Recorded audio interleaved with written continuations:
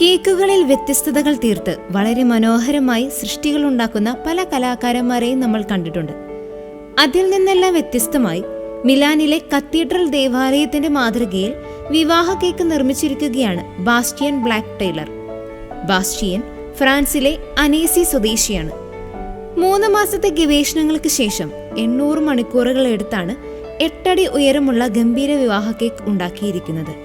2024 ലോകത്തിലെ മികച്ച creative pastry ഷെഫായി ബാസ്റ്റിയൻ തിരഞ്ഞെടുക്കപ്പെട്ടിട്ടുണ്ട്.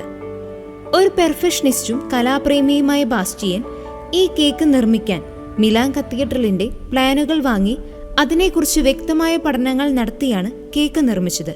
Cathedral ദേവാലയത്തിന്റെ വാതിലുകളും കമാനങ്ങളും തൂണുകളുമെല്ലാം അതിമനോഹരമായ രീതിയിലാണ് നിർമ്മിച്ചത്. പഞ്ചസാര കൊണ്ടുണ്ടാക്കിയ 3500 പൂക്കളും ഈ കേക്കിന്റെ മറ്റൊരു മനോഹാരിതയാണ്.